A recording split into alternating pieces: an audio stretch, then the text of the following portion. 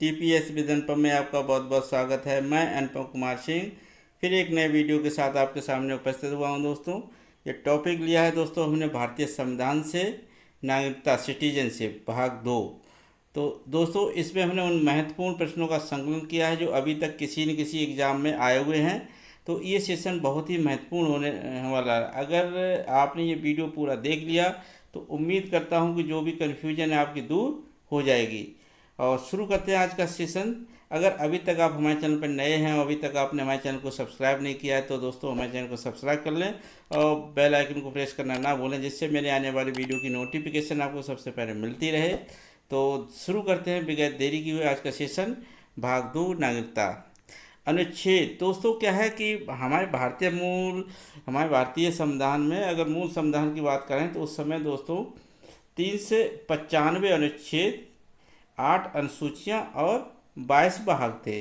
ये हमारे मूल संविधान की बात है। अगर हम वर्तमान में देखें कि हमारे संविधान में कितने अनुच्छेद, आर्टिकल्स और कितने अनुसूचियाँ और कितने भाग हैं, तो 465 दोस्तों आर्टिकल्स हो चुके हैं और वहीं 25 भाग हैं। और अगर अनुसूचियों की बात करते हैं तो अनुसूचियाँ 12 हैं। ये हमारे वर्तमान में भारतीय संविधान में इतने आर्टिकल्स हैं। तो वहीं आर्टिकल अगर बात करें 5 से, तो ये भाग 2 की बात है। ये भाग 2 में नागरिकता के संबंध में प्रावधान किए गए हैं। तो ये अनुच्छेद जो है 5 से 11 के बीच में इसमें प्रावधान किया गया है। भाग 2 में नागरिकता के संबंध में आर्टिकल 5 से 11 लिया गया है। तो हमारे जो भारत की जो नागरिकता है दोस्तों कैसी है, एकल नागरिकता है। एकल नागरिकता है। तो एकल नागरिकता अगर हम देखें तो भारत में भी एकल नागरिकता का प्रावधान है, वहीं ब्रिटेन और कनाडा में भी क्या एकल नागरिकता का प्रावधान है। अगर दोहरी नागरिकता की बात करें कि दोहरी नागरिकता कहाँ कहाँ है, तो अमेरिका और स्विट्जरलैंड में दोहरी नागरिकता का प्रावधान किया गया है। तो दोहरी नागरिकता दोस्तों क्या होती है कि जैसे कि हमारा एक देश है और देश कई राज्यों में बटा होता है, तो अमेरिका में क्या है दोस्तों, एक राज्य की नागरिकता है, दूसरी एक देश की नागरिकता है। तो इसी को दोहरी नागरिकता के नाम से जाना जाता है, तो जो कि अमेरिका और स्विट्जरलैंड में प्रावधान है। तो हमारे संविधान निर्माताओं ने दोस्तों जो नागरिकता के संबंध में कोई विशेष प्रावधान उपबंध नहीं किए, तो उन्होंने जो किया 5 से लेकर 11 तक उन्होंने उपबंध किए हैं। तो देखते हैं कि जो अनुच्छेद 11 है उसमें कहा गया कि संसद को नागरिकता के संबंध में विधि बनाने की शक्ति दी गई है। तो क्योंकि हमारे जो संविधान निर्माता थे उन्होंने जो भी उपबंध किए नागरिकता के संबंध में कोई विशेष उपबंध नहीं लागू किए, क्योंकि उस समय ऐसी कंडीशंस नहीं थी कि किसको भारतीय माना जाए किसको ना माना जाए, क्योंकि कंडीशंस ऐसी थी। तो इसी वजह से क्या किया उन्होंने, ये नागरिकता के संबंध में जो विधि बनाने की शक्ति जो थी संसद को दे दी, वो अनुच्छेद 11 के अंतर्गत ये प्रावधान कर दिया। तो हम देखते हैं कि कितने जो उपबंध हैं, तो संविधान में नागरिकता के संबंधी उपबंध कौन कौन से हैं। अनुच्छेद अगर हम आर्टिकल 5 की बात करें तो इसमें बताया गया संविधान के प्रारंभ पर नागरिकता। तो दोस्तों इसमें बताया गया कि जो संविधान 26 जनवरी 1950 को लागू होगा, तो उस समय जो भी भारत के नागरिक हैं तो उनको सभी को भारतीय नागरिक माना जाएगा। तो ये अनुच्छेद 5 में बताया गया। वहीं अगर अनुच्छेद 6 में बताया गया है पाकिस्तान से भारत आने वाले व्यक्तियों की नागरिकता के अधिकार। तो उस समय क्या है दोस्तों, कुछ लोग पाकिस्तान जा रहे थे, कुछ लोग पाकिस्तान से भारत आ रहे थे। तो उसमें ये बताया गया कि जो पाकिस्तान से भारत आने वाले व्यक्तियों की नागरिकता के अधिकार क्या होंगे।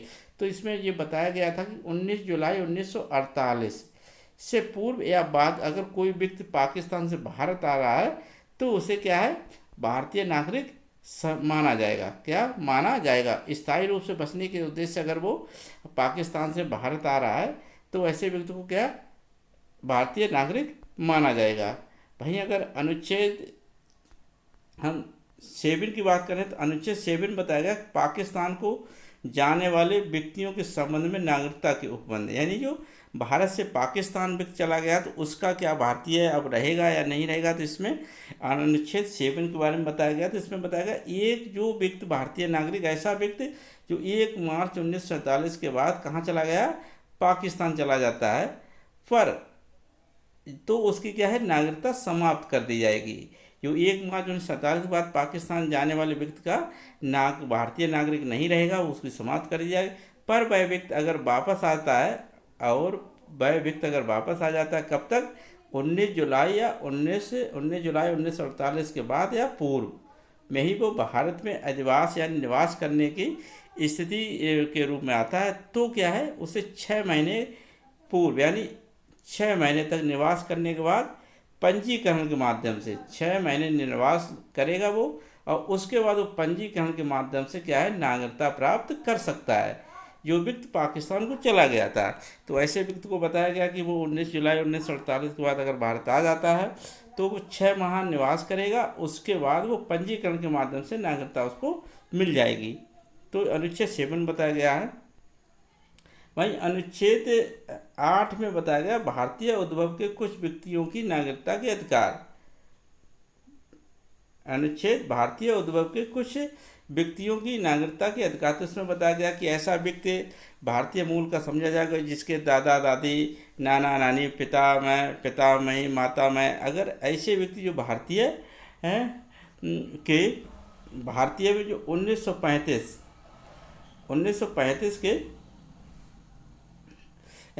के संविधान के अंतर्गत उस समय जो जन्म हुआ था इनके माता पिता में से किसी का, तो उसे भारतीय मूल का व्यक्ति माना जाएगा। भारतीय उद्भव के कुछ व्यक्तियों की नागरिकता के अधिकार के संबंध में अनुच्छेद 8 के बारे में बताया, जो कि भारत से बाहर रहते हैं। अनुच्छेद 9 में दोस्तों कहा गया है कि विदेशी राज्य की नागरिकता प्राप्त करने वाले की नागरिकता समाप्त, यानी ऐसा व्यक्ति भारतीय नागरिक जो किसी विदेशी राज्य की नागरिकता प्राप्त कर लेता है तो उसकी भारतीय नागरिकता क्या हो जाएगी, समाप्त कर दी जाएगी। ये आर्टिकल 9 में बताया गया। अनुच्छेद 10 में बताया गया है कि किसी व्यक्ति की नागरिकता विधि के उपबंधों के अधीन, किसी व्यक्ति की नागरिकता विधि के उपबंधों के अधीन संसदीय विधि द्वारा ली जा सकती है। अगर किसी व्यक्ति को भारतीय नागरिक से वंचित किया जाता है, उसकी नागरिकता खारिज कर दी जाती है, तो ऐसा सिर्फ जो है विधि के उपबंधों के अधीन ही की जा सकती है। ऐसा नहीं कि सरकार चाहे तो किसी की भी नागरिकता समाप्त कर दे। अगर वो विधि के उपबंधों का उल्लंघन करता है तो ऐसे व्यक्ति की संसद के विधि द्वारा, संसदीय विधि द्वारा नागरिकता समाप्त कर दी जाएगी। ये उपबंध दोस्तों अनुच्छेद 10 में बताया गया है। वहीं अनुच्छेद अगर हम 11 की बात कर रहे हैं तो इसमें संसद में विधि यानी नागरिकता के संबंध में विधि बनाने की सख्त प्रधानगी किसे, संसद को, कि संसद अगर चाहे तो नागरिकता के संबंध में विधि बना सकती है। तो ऐसा उपबंध अनुच्छेद 11 के तहत किया गया। तो ये शक्ति किसे, संसद को प्रदान की गई हमारे संविधान निर्माताओं के द्वारा। तो उसी के द्वारा दोस्तों क्या होता है कि हमारी संसद ने भारतीय नागरिकता अधिनियम 1955 में पारित किया है। इसी शक्ति के अंतर्गत भारतीय नागरिकता अधिनियम 1955 जो पारित किया जाता है, तो इसमें दोस्तों क्या है, कुछ प्रावधान किए गए थे। अनुच्छेद 11 के अंतर्गत संसद ने भारतीय नागरिकता अधिनियम 1955 पारित किया। इस अधिनियम में बताया गया कि भारतीय नागरिकता 5 प्रकार से प्राप्त की जा सकती है, कि किन किन वजह से हमारी भारतीय नागरिकता प्राप्त कर सकते हैं। तो इसमें दोस्तों जो बताया गया कि 5 प्रकार से क्या भारत की नागरिकता प्राप्त की जा सकती है। तो सबसे पहले जन्म के माध्यम से की, दूसरा वंश परंपरा के माध्यम से भी हम नागरिकता प्राप्त कर सकते हैं, वहीं पंजीकरण के माध्यम से, और देशीयकरण और भूमि अर्जन के द्वारा। ये 5 प्रकार से हम क्या भारतीय नागरिकता प्राप्त कर सकते हैं। तो जो भारतीय नागरिकता अधिनियम 1955 में संशोधन हुए हैं दोस्तों, समय समय पर क्या होता है, जो 55 पारित किया गया तो समय समय पर संशोधन होते हैं। तो 1986 में इसमें संशोधन होता है 1955, और वहीं 1952 में भी संशोधन होता है, 2003 में संशोधन किया गया, 2005 में संशोधन, और 2015 और 2019 में। तो अभी तक अगर हम पूछ लें आपसे कि भारतीय नागरिकता अधिनियम 1955 में कितनी बार संशोधन किया जा चुका है, तो 6 बार, 1986, 92, 3 और 5 और 15 और 19 से। तो अभी तक जो नागरिकता 1955 अधिनियम में संशोधन 6 बार किया जा चुका है। तो आगे से देखते हैं कि जन्म से जो नागरिकता प्राप्त कर सकते हैं तो उसके क्या प्रावधान है। तो जन्म के द्वारा जो लोग भारतीय नागरिकता प्राप्त कर सकते हैं, तो इसमें प्रावधान दोस्तों किया गया था कि ये 26 जनवरी 1950 को जन्मा व्यक्ति, भारत में अगर कोई व्यक्ति 26 जनवरी 1950 को अगर जन्म ले लेता है तो क्या वो भारतीय नागरिक कहलाएगा।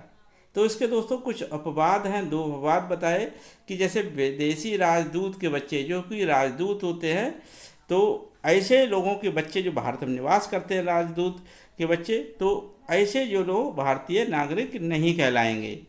भाई अगर सत्र के अधीन अगर कोई भारतीय भूभाग है, सत्र के अधीन कोई भारतीय भूभाग में है, और अगर वहाँ वहाँ कोई बच्चा जन्म लेता है तो वो भी भारतीय नागरिक नहीं कहलाएगा। जैसे हमारा पाकिस्तान में पीओके का जो क्षेत्र है दोस्तों, वो क्या है, पाकिस्तान के अभी अधीन है, जो कि भारतीय राज्य है। तो अगर इसमें कोई व्यक्ति अगर जन्म ले लेता है तो क्या वो भारतीय नागरिक कहलाएगा? तो ऐसा नहीं हो पाएगा, वो भारतीय नागरिक नहीं कहला पाए। वहीं अगर हम पश्चिमी अगर भारत की बात करें, पूर्वी भारत की बात करें, तो अक्साई चीन दोस्तों क्या है, जो कि हमारे चीन का कब्जा है, जो कि भारतीय भूभाग है। अगर अक्साई चीन में अगर कोई व्यक्ति जन्म लेता है तो भारतीय नागरिक नहीं कहलाएगा। तो इसमें दो उपवाद दिए गए हैं कि जो 26 जनवरी 1950 से जन्मा व्यक्ति भारतीय नागरिक कहलाएगा। दोस्तों क्या होता है कि इस उपबंध से क्या किया, जो सरकार के द्वारा ये उपबंध किया गया कि जनवरी 1950 के बाद से कोई भी व्यक्ति जो भारत में जन्म ले लेता है और वो भारतीय नागरिक कहलाएगा। तो इस उपबंध का दोस्तों बहुत ज़्यादा गलत प्रयोग हुआ। जो भारत के आसपास के घुसपैठिए लोग थे, वो भी यहाँ आके उनका अगर बच्चों का जन्म हो जाता है तो इसके माध्यम से क्या वो भारतीय नागरिक कहलाए। जैसे कि श्रीलंका हुआ, भूटान, नेपाल, बांग्लादेश, तो इनसे आए हुए घुसपैठियों के जो लोग, तो ऐसे बच्चों को भी भारतीय नागरिक का होने का दावा प्रस्तुत किया गया। तो अगर दूसरा दोस्तों क्या होगा इसके लिए कि अगर कोई व्यक्ति भारत में घूमने आया और उसी दौरान अगर उसकी जो वाइफ थी वो प्रेग्नेंट थी और उसका यहाँ पे किसी बच्चे को जन्म दे देती है, तो क्या होता था, वो भारतीय नागरिक कहलाता था। तो इससे जो उपबंध किया गया, तो इसमें क्या संशोधन किया सरकार ने, क्योंकि ये तो बहुत बड़ी गलती हो गई कि अब कोई भी व्यक्ति अगर भारत आता है और उस समय अगर उस बच्चे का जन्म हो जाता है तो क्या होता है कि वो भारतीय नागरिक कहलाएगा। क्योंकि इसमें प्रावधान किया गया कि 26 जनवरी 1950 को जन्मा व्यक्ति भारतीय नागरिक कहलाएगा। अगर कोई बाहर से कोई दोस्तों क्या है भारत में आके अपना इलाज कराता है, उसी दौरान क्या है कहीं उसका अगर बच्चे का जन्म हो जाता है, या कोई उस बाई चांस उससे कहीं हवाई जहाज से क्रॉस हो रहे थे और अचानक उनको अगर प्रेग्नेंट हुआ थी कोई महिला और उसने वहाँ जन्म दे दिया भारत में, तो भी वो बच्चा क्या है भारतीय नागरिक कहलाता था। तो इसी समस्या को दूर करने के लिए क्या है, हमारे भारतीय सरकार ने क्या किया, एक भारतीय नागरिकता संशोधन अधिनियम 1986 पारित किया। तो एक संशोधन आता है दोस्तों 86 में, 1955 अधिनियम में संशोधन किया गया। तो इसमें दोस्तों ये कहा गया कि बच्चे के जन्म के समय क्या है, माता पिता में से किसी एक का होना आवश्यक, भारतीय होना आवश्यक है। अब ऐसा कि अगर कोई व्यक्ति का जन्म होता है तो उसमें माता पिता में से किसी एक का भारतीय होना आवश्यक कर दिया गया है। ये 1986 में प्रावधान कर दिया, क्योंकि ये समस्या से कई ऐसे लोगों को भारतीय नागरिक का दर्जा मिल गया, जो कि एक समस्या बन गई थी। तो इसी समस्या को दूर करने के लिए क्या है, भारतीय नागरिकता संशोधन अधिनियम 1986 को पारित किया गया, जिसमें प्रावधान किया गया कि बच्चे के जन्म के समय माता पिता में से किसी एक का होना आवश्यक है। अब देखते हैं दोस्तों वंश परंपरा से किस तरह से हम नागरिकता प्राप्त कर सकते हैं। तो इसमें बताया गया कि दोस्तों 26 जनवरी 1950 के बाद भारत के बाहर जन्मा व्यक्ति जिसके माता पिता में से कोई एक व्यक्ति भारत का नागरिक हो, माता पिता, नाना नानी, दादा दादी में से अगर कोई व्यक्ति एक भारत का नागरिक हो, तो भारतीय नागरिकता संशोधन, तो इसमें बताया गया कि 26 जनवरी 1950 के बाद भारत के बाहर जन्मा बच्चा जिसके माता पिता में से कोई एक व्यक्ति भारत का नागरिक हो, ये तो वो वंश परंपरा के अनुसार से वो भारतीय नागरिक कहलाएगा। तो इसमें दोस्तों क्या किया गया, ये भारतीय नागरिकता संशोधन अधिनियम 1952 इसमें एक संशोधन किया गया। तो इसमें दोस्तों बताया गया कि माता का भारतीय होना आवश्यक है। तो इसमें बताया गया कि दोस्तों अगर किसी व्यक्ति का अगर जन्म होता है बाहर, तो उसमें से माता पिता में से किसी एक का, नहीं, माता का भारतीय होना आवश्यक बताया गया है। तो इसमें माता का भारतीय होना आवश्यक बताया गया। वहीं 3 दिसंबर 2004 को एक अधिसूचना जारी की गई दोस्तों, 3 दिसंबर 2004 को, कि 1 वर्ष के भीतर तो ऐसा व्यक्ति जिसका बाहर जन्म होता है और जिसके माता पिता में से जिसकी माँ क्या है, भारतीय नागरिक हैं, और ऐसे व्यक्ति का जन्म कहीं बाहर हो जाता है, अगर वो भारतीय की नागरिकता लेना चाहता है तो वो 1 वर्ष के भीतर क्या है, वाणिज्यिक दूतावास में दोस्तों क्या है, पंजीकरण अनिवार्य है। वो किसे पंजीकरण कराना होगा, कब कराना होगा, 1 वर्ष के भीतर ही भीतर। कहाँ कराना होगा, वाणिज्यिक दूतावास में। क्यों, ऐसा व्यक्ति जो कहीं बाहर जिसका जन्म होता है, भारत से बाहर जन्म होता है, और उसकी जो माता है वो कैसी होनी चाहिए, भारतीय होनी चाहिए, और अगर उसको भारतीय नागरिक का दर्जा मिलना है तब वो 1 वर्ष के भीतर क्या करना है, वाणिज्यिक दूतावास में पंजीकरण कराना अनिवार्य कर दिया गया है। वहीं दोस्तों पंजीकरण के माध्यम से देखते हैं, तो पंजीकरण के माध्यम से दोस्तों क्या होता है, पंजीकरण हेतु आवेदन करने की तिथि से 6 माह निवास, यानी अगर कोई व्यक्ति भारत की नागरिकता लेना चाहता है तो वो क्या है, भारत में कम से कम 6 माह निवास कर रहा हो। पर भारत जन्मा व्यक्ति जो भारत से बाहर रह रहा हो, ऐसा व्यक्ति जो भारत में जन्मा व्यक्ति जो भारत से बाहर रह रहा हो, विदेशी महिला जो भारतीय पुरुष के साथ शादी की हो, तो इसमें पंजीकरण के माध्यम से कौन ले सकता है, जो 6 माह तक निवास कर चुका हो भारत में। ऐसा भी जो भारत में जन्म जिसका हुआ हो दोस्तों, पर वह व्यक्ति जो भारत के बाहर रह रहा हो, अब वो भारत से बाहर रह रहा है, तो भारतीय नागरिकता की जो है वो पंजीकरण के माध्यम से नागरिकता प्राप्त कर सकता है। पर और दूसरे कंडीशन में कोई विदेशी महिला अगर कोई भारतीय पुरुष के साथ शादी कर लेती है, तो अब वो भी अगर भारतीय नागरिकता प्राप्त करना चाहती है तो वो क्या करे, पंजीकरण कराकर भारतीय नागरिकता प्राप्त कर सकती है, और उसे 6 माह निवास करना होगा कहाँ, भारत में, पंजीकरण कराने से पहले। ऐसे विदेशी नागरिक जो भारत में नौकरी कर रहे हैं, और ऐसे व्यक्ति भी जो भारत में क्या नौकरी कर रहे हैं और भारत की नागरिकता ग्रहण करना चाह रहे हैं, तो ऐसे व्यक्ति क्या है, पंजीकरण के माध्यम से वो अब भारत की नागरिकता प्राप्त कर सकते हैं। तो दोस्तों पहले जो निवास करने की जो समय था वो 6 माह था, पर अब कर दिया गया 5 वर्ष तक वो निवास करना उनका अनिवार्य है। जो ऐसा व्यक्ति 5 वर्ष भारत में 5 वर्ष से भारत में रह रहा है और भारत की नागरिकता प्राप्त कर सकता है, तो वो किसके माध्यम से करेगा, पंजीकरण के माध्यम से करेगा। तो ऐसे व्यक्ति अगर 5 साल से नौकरी भारत में कर रहे हैं और वो भारत की नागरिकता ग्रहण करना चाह रहे हैं तो वो पंजीकरण करा सकते हैं। विदेशी महिला ने किसी भारतीय पुरुष से शादी कर ली है, अब वो भारत में ही काफ़ी समय से रह रही है, जैसे 5 वर्ष रहे हैं, तो वो भी पंजीकरण के माध्यम से अब भारतीय नागरिकता प्राप्त कर सकती है। और ऐसा व्यक्ति जो भारत में जन्म हुआ हो और अब भारत से बाहर ही रह रहा है, तो ऐसे व्यक्ति को भी अब पंजीकरण के माध्यम से ही नागरिकता मिल सकती है। आगे दोस्तों देखते हैं देशीयकरण से क्या है। तो देशीयकरण के माध्यम से कोई विदेशी व्यक्ति जो अपने देश की नागरिकता त्याग करके भारत में नागरिकता के आवेदन से पूर्व 1 वर्ष लगातार निवास कर रहा हो। तो देशीयकरण दोस्तों ऐसे होती है कि अगर कोई विदेशी व्यक्ति है और जो अपने देश की नागरिकता त्याग चुका है, अब वो भारत में नागरिकता ग्रहण करना चाहता है, तो क्या करेगा, वो आवेदन से पूर्व 1 वर्ष तक लगातार, जब उससे आवेदन किए करेगा तो उससे क्या है 1 वर्ष तक तो वो लगातार रहे, निवास कर रहा हो, और इससे पूर्व भी कम से कम 7 वर्ष भारत में रह चुका हो। इससे वर्ष भी वो कम से कम 7 वर्ष भारत में रह चुका हो। ऐसे व्यक्ति को देशीयकरण के माध्यम से भारत की नागरिकता मिल सकती है।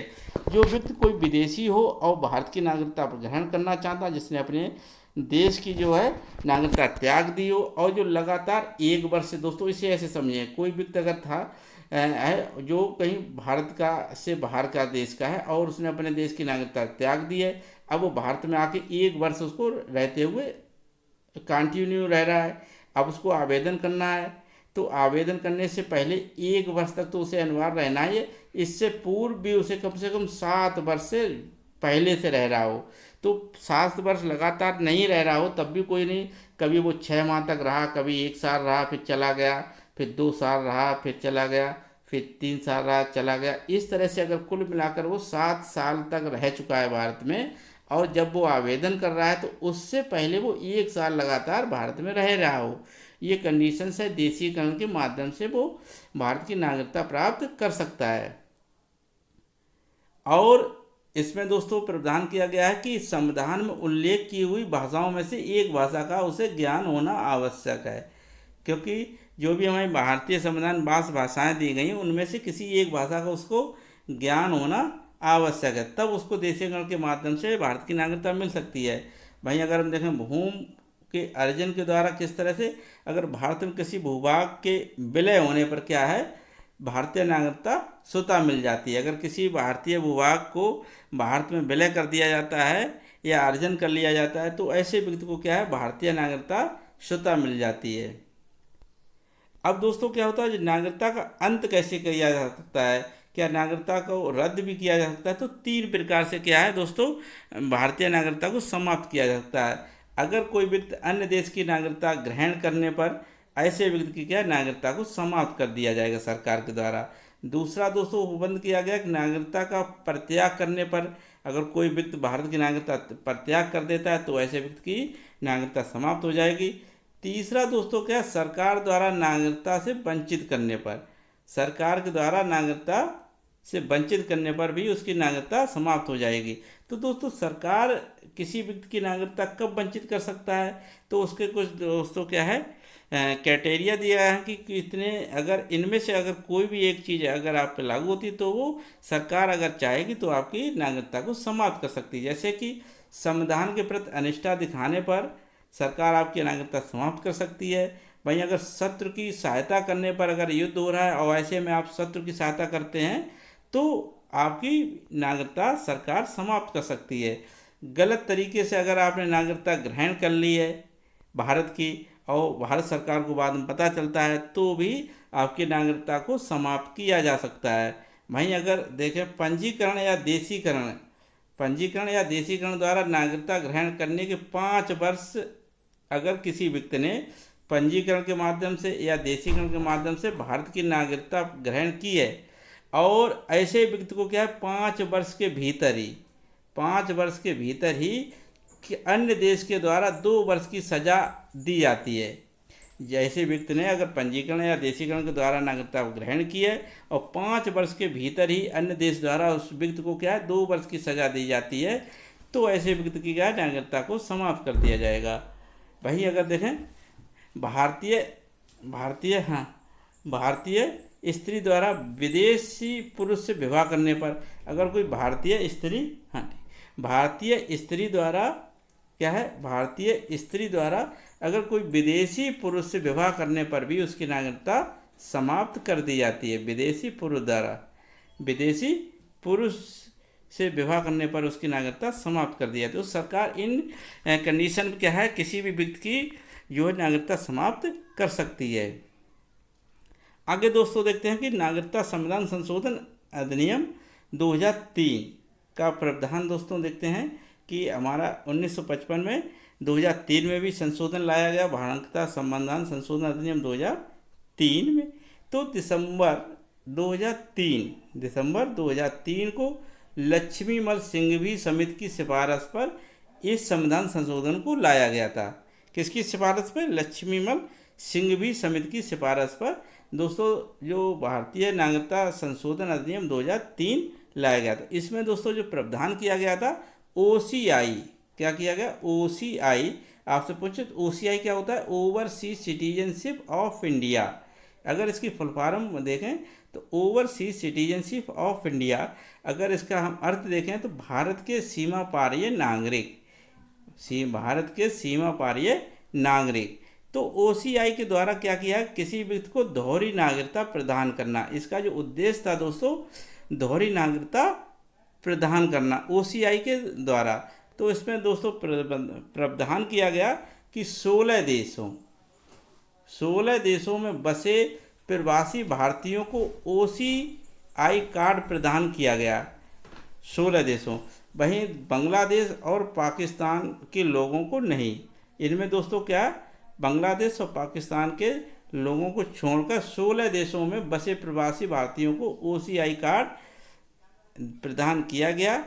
तो ऐसे लोगों को ओसीआई कार्ड प्रदान किया गया दोस्तों, तो उन्हें लाभ क्या मिलता है आपसे पूछें तो जो लाभ उन्हें मिलेगा दोस्तों, क्या बिना पासपोर्ट आने जाने की सुविधा प्रदान की गई। ऐसे लोगों को बिना पासपोर्ट के आने जाने की सुविधा प्राप्त की गई। अब वो ऐसे व्यक्ति भारत में बिना पासपोर्ट के भी आ जा सकते हैं। क्या सुविधा नहीं है, भारतीय नागरिकता ओसीआई कार्ड मिल जाने से क्या क्या सुविधा और नहीं मिलेगी। मताधिकार का ये अधिकार नहीं मिलने वाला, संवैधानिक पद नहीं वो लोग ले सकते हैं, और अनुच्छेद 16 द्वारा जो अफसर की समानता का अधिकार दिया गया है ये भी प्राप्त नहीं किया जा सकता है। तो नोट, एलवी सिंघवी समिति ने दोस्तों 9 जनवरी को प्रवासी दिवस मनाने की अनुशंसा की थी। तो जो एल.एम. सिंघवी समिति ने क्या किया, 9 जनवरी को जो हमारा प्रवासी दिवस मनाया जाता है ये किसने अनुशंसा की थी, ये हमारी एल.वी. सिंघवी के द्वारा की गई थी। आगे दोस्तों देखते हैं नागरिकता संशोधन अधिनियम 2005। नागरिकता संशोधन अधिनियम 5 लाया गया। तो इसमें क्या दोस्तों किया गया, अभी तक जो 16 जो हमारे 2003 में 16 देशों के लिए ऐसी जो प्रवासी भारतीय थे, सिर्फ 16 देशों को ही इसमें छूट दी गई थी। पर जो हमारा संशोधन अधिनियम 2005 लाया तो इसी के अंतर्गत क्या है, सभी देशों यानी किसी भी विश्व के किसी भी देश में अगर कोई भारतीय प्रवासी वहाँ पर रह रहा है, सिर्फ बांग्लादेश और पाकिस्तान को छोड़कर, बांग्लादेश और पाकिस्तान को छोड़कर सभी देशों में रह रहे भारतीय मूल के व्यक्तियों को जहाँ दोहरी नागरिकता का प्रावधान है, जहाँ दोहरी नागरिकता का प्रावधान है उसे ओसीआई कार्ड प्रदान करता है। तो इस संशोधन के माध्यम से क्या, सभी देशों को, चाहे वो कोई सा भी देश हो, उसमें अगर कोई भारतीय प्रवासी का व्यक्ति अगर वहाँ पर रह रहा है तो ऐसे व्यक्ति को ओसीआई कार्ड प्रदान किया जाएगा। सिर्फ बांग्लादेश और पाकिस्तान को नहीं किया जाएगा। आगे देखते हैं दोस्तों, पीआईओ कार्ड एक धारक, ये क्या है पीआईओ, तो पीआईओ के person of Indian origin, person of Indian origin, तो इसका जो अर्थ है दोस्तों भारतीय मूल के व्यक्ति, भारतीय मूल के व्यक्ति।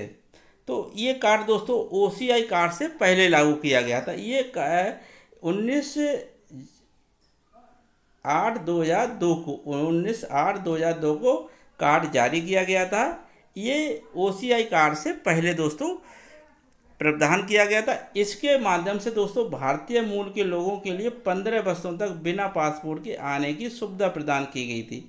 ऐसे लोगों को, भारतीय मूल के जो लोग थे वो उन्हें सिर्फ 15 वर्षों तक बिना पासपोर्ट के आने जाने की सुविधा प्रदान की गई थी पीआईओ कार्ड के माध्यम से। वहीं ओसीआई कार्ड के माध्यम से दोस्तों क्या है कि लाइफ टाइम के लिए ये सुविधा मिली हुई थी। तो ये पीआईओ। अब दोस्तों क्या होता कि 2 तरह के कार्ड हो गए, तो लोगों को काफ़ी कन्फ्यूजन्स हो गई थी कि पीआईओ कार्ड सही है कि ओसीआई कार्ड सही है, या किस में फ़ायदा है या किसको लेना चाहिए। ये कन्फ्यूजन्स को दूर करने के लिए क्या है, हमारी सरकार ने क्या, नागरिकता संशोधन अधिनियम 2015 पारित किया है। नागरिकता संशोधन अधिनियम 2015 पारित करता है और इसमें सभी पीआईओ कार्ड धारक को, जो भी पीआईओ कार्ड धारक थे, जो कि सबसे पहले लागू किया गया था, ओसीआई बाद में किया गया था, को सभी ओसीआई कार्ड धारक में विलय कर दिया गया, ओसीआई कार्ड धारक में विलय कर दिया गया था। अगर हम पूछें आपसे पीआईओ की शुरुआत दोस्तों कब की गई, ये 19/8/2002 को पीआईओ कार्ड की शुरुआत की गई थी। अगर वहीं ओसीआई जो कार्ड की शुरुआत दोस्तों 1/12/2005 से लागू किया गया था, 1/12/2005 को। वहीं अगर इसकी विलय की हम देखें तो सभी पीआईओ कार्ड धारक जो 9/1/15 से क्या है, सभी ओसीआई कार्ड धारक बन गए। जो भी जिसके पास पीआईओ कार्ड था, कब से, 9/1/2015। तो ये डेट दोस्तों क्या है, ये पूछ सकता है आपसे, इसको नोट कर सकते हैं कि पीआईओ कार्ड धारक कब से ओसीआई कार्ड धारक बन गए। तो 2015 से। तो 9 तारीख प्रवासी दिवस मनाया जाता है, उसको याद रख सकते हैं, 9 जनवरी। और 2015 से क्या है, ओसीआई कार्डधारक बन गए हैं। आगे दोस्तों देखते हैं एनआरआई। तो एनआरआई क्या है दोस्तों, इसको non resident Indians, non resident Indian, अनिवासी भारतीय, इसका जो अर्थ है अनिवासी भारतीय। तो एनआरआई कौन है दोस्तों, तो ऐसे भारतीयों को जो नौकरी या व्यवसाय के उद्देश्य से वर्ष में 182 दिन से ज़्यादा भारत से बाहर रहते हैं। तो ऐसे व्यक्ति जो भारतीय हैं और जो नौकरी तो कहीं और कर रहे हैं, विदेश में नौकरी कर रहे हैं, कोई व्यवसाय कर रहे हैं, और उसके उद्देश्य से क्या है दोस्तों, वे वर्ष में 182 दिन से ज़्यादा भारत से बाहर ही रहते हैं। तो ऐसे लोगों को दोस्तों क्या है, एनआरआई कहा जाता है, एनआरआई कहा जाता है। भारतीय, और जो भारतीय पासपोर्ट धारण करते हैं, तो ऐसे व्यक्ति जो भारत से बाहर नौकरी कर रहे हैं और रहते हैं, अब उनके जो परिवार है वो भारत में ही रह रहा है, पर वो लोग ऐसे हैं कहीं भारत से बाहर कहीं नौकरी कर रहे हैं, तो ऐसे लोगों को एनआरआई कहा जाता है। तो ये लोग क्या है, एक कम से कम कंडीशंस लागू करती है कि ऐसे व्यक्ति 182 दिन से ज़्यादा भारत से बाहर रहते हों। तो दोस्तों ऐसे व्यक्तियों के लिए क्या है, सरकार के द्वारा मतदाता पंजीकरण संशोधन अधिनियम 2011 ये संशोधन लाया गया। और इसमें दोस्तों क्या किया गया, इनमें 3 फरवरी 2011 से सभी एनआरआई को फार्म 6A भरकर, फार्म 6A भरकर के माध्यम से मतदाता सूची में नाम शामिल कर सकते हैं। तो जो भी एनआरआई हैं दोस्तों, अगर वो भारत में अगर चुनाव होता है और वो मतदान करना चाहते हैं, तो अगर वो मतदाता सूची में अपना अगर नाम लिखाना चाहते हैं तो उन्हें क्या करना होगा, फार्म 6A भरकर वो मतदाता सूची में अपना नाम शामिल कर सकते हैं। तो ये प्रावधान 3 फरवरी 2011 से लागू कर दिया गया, जो भी एनआरआई व्यक्ति हैं। आगे दोस्तों, नागरिकता संशोधन अधिनियम 2019 पारित किया गया। तो इसमें दोस्तों क्या, ये 10 जनवरी 2020 से लागू किया गया। ये संशोधन लागू हो जाता है 10 जनवरी 2020 से। तो इसमें दोस्तों क्या प्रावधान किया गया, 31 दिसंबर 2014 से पूर्व। तो इसमें दोस्तों जो प्रावधान किया गया कि 31 दिसंबर 2014 से पहले अफ़गानिस्तान, बांग्लादेश और पाकिस्तान से भारत आए हुए ऐसे व्यक्ति कब, 31 दिसंबर 2014 से पहले अफ़गानिस्तान, बांग्लादेश और पाकिस्तान से भारत आए हुए 6 समुदायों के लोग, कौन से 6 समुदाय हैं, हिंदू, सिख, बौद्ध, जैन, फारसी और ईसाई, इनको अवैध प्रवासी नहीं माना जाएगा। ये प्रावधान किया गया दोस्तों नागरिकता संशोधन अधिनियम 2019 में। अगर ऐसे व्यक्ति जो 6 समुदायों से हैं, जो हिंदू से, सिख, बौद्ध, जैन, फारसी, ईसाई और से बिलोंग करते हैं, और ऐसे लोग कहाँ से आए हुए, अफ़गानिस्तान, बांग्लादेश और पाकिस्तान से भारत आकर अब बस गए हैं, तो ऐसे लोगों को अवैध प्रवासी नहीं माना जाएगा। वहीं अगर दोस्तों देखते हैं कि ये जो नियम है असम, मेघालय, त्रिपुरा, मिजोरम के आदिवासी क्षेत्रों में लागू नहीं होता है। तो दोस्तों क्या है, ये असम और मेघालय, त्रिपुरा, मिजोरम के आदिवासी क्षेत्रों में दोस्तों क्या होगा, ये लागू नहीं होगा। वहीं दोस्तों देखते हैं इनर लाइन परमिट क्षेत्रों में भी लागू नहीं होगा। इनर लाइन परमिट क्षेत्रों में भी ये जो नियम है, ये संशोधन लागू नहीं होता है। अब आपसे पूछो दोस्तों, इनर लाइन परमिट कहाँ है, ये इनर लाइन अगर परमिट की बात करें तो इनर लाइन जो हमारी लागू होती है, ये मिजोरम है दोस्तों, अरुणाचल प्रदेश, मिजोरम और नागालैंड पर ये इनर लाइन लागू होती है। इनर लाइन जो परमिट क्षेत्र हैं कहाँ पर दिए गए हैं, अरुणाचल प्रदेश, मिजोरम और नागालैंड पर ये लागू होता है। तो ये था दोस्तों नागरिकता से संबंधित हमारा आज का सेशन। दोस्तों हमने इसमें उन महत्वपूर्ण सभी प्रश्नों का संकलन किया है जो अभी तक किसी न किसी एग्ज़ाम में पूछे गए हैं। और दोस्तों ये सेशन आपको कैसा लगा हमें कमेंट करके ज़रूर बताएं। और अगर उम्मीद करता हूँ कि ये सेशन आपको पसंद आया हो। अगर आया है तो दोस्तों हमें कमेंट करके ज़रूर बताएं, वीडियो को लाइक शेयर करना ना भूलें। और अभी तक अगर आप हमारे चैनल पर अभी नए हैं और अभी तक हमारे चैनल को सब्सक्राइब नहीं किया है तो चैनल को सब्सक्राइब जरूर कर लें दोस्तों। इसी तरह से नए नए कंटेंट के वीडियो आपको देखने को मिलते रहेंगे दोस्तों। आज के लिए बस इतना ही। जय हिंद दोस्तों।